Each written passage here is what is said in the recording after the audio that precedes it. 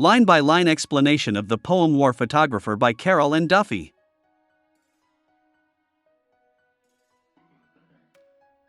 Line 1. In his dark room he is finally alone. The poem begins with the photographer in his dark room, the private place where he develops his photographs. The word finally suggests relief that he has escaped the chaos of war and the constant presence of death.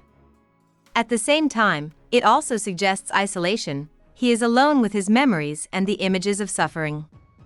Line 2. With spools of suffering set out in ordered rows.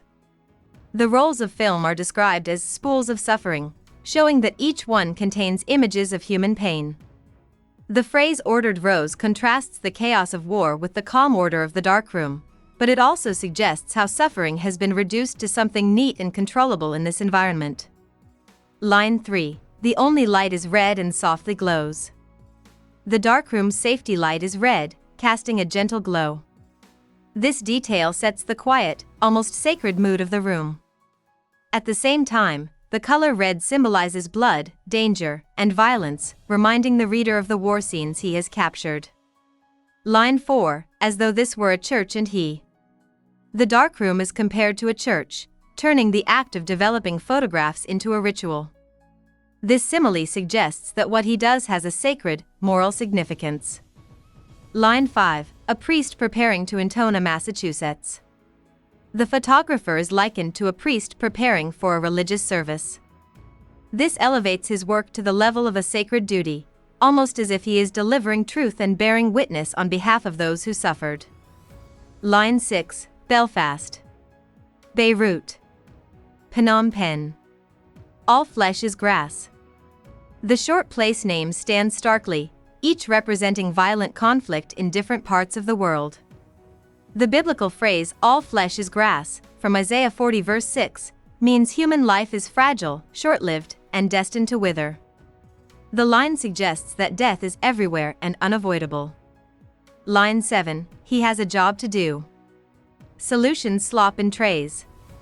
The tone shifts back to the practical task of developing photos. Solution slop refers to the chemical solutions used in the trays, but the wordplay hints at the false idea that there are solutions to war. The messy sound of slop undercuts the order described earlier. Line 8. Beneath his hands, which did not tremble then. In war zones, the photographer's hands were steady. He was able to stay calm under pressure, detached enough to do his work in moments of crisis. Line 9. Though seem to now. Rural England. Home again. Now, in the safety of England, his hands tremble. This suggests delayed trauma. He can only feel the weight of what he has witnessed when he is back home. The phrase rural England highlights the contrast between the safety of home and the violence abroad. Line 10. To ordinary pain which simple weather can dispel. In England, pain is minor and fleeting, like bad weather that soon passes. This emphasizes the contrast between the everyday troubles of ordinary people and the intense suffering of those caught in war. Line 11. To fields which don't explode beneath the feet. English fields are peaceful, whereas fields in war zones are littered with mines and bombs. The imagery highlights the gulf between the two worlds. Line 12. Of running children in a nightmare heat. The reference to running children brings to mind famous war photographs of burned or injured children. The nightmare heat suggests bombs, fire, and unbearable suffering. Line 13. Something is happening.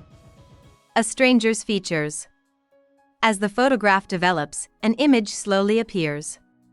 The suspense in something is happening mirrors the ghostly process of faces emerging in the developing liquid.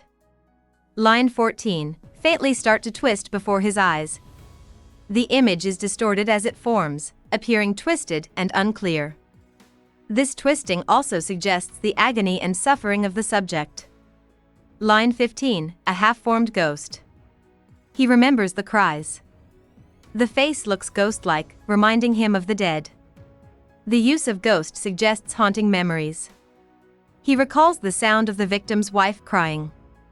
Line 16. Of this man's wife, how he sought approval. He remembers the grief of the wife, and how, silently, he needed her permission to take the photograph. This shows the moral conflict he faces in his work.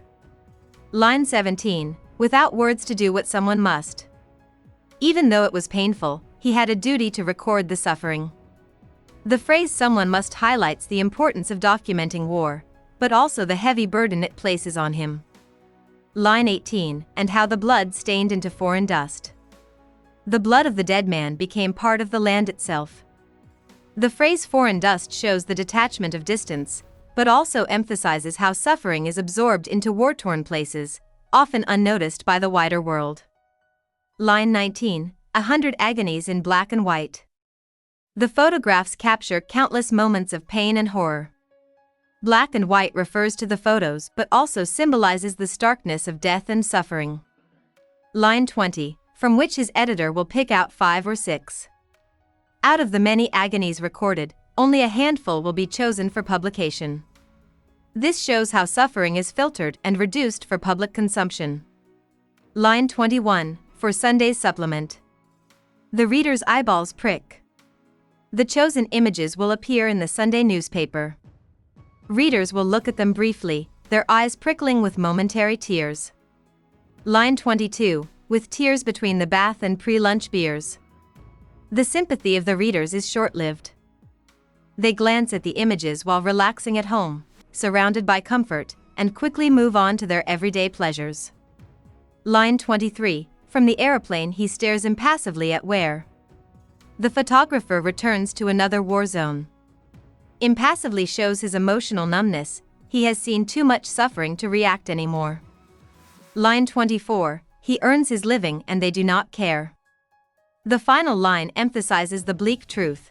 The photographer earns his living from capturing human suffering, but those at home remain largely indifferent. It is a powerful statement about society's apathy towards the realities of war. Hope we summarized it fully and you liked it. Please hit the like button and subscribe to our channel so that we are motivated to create more videos.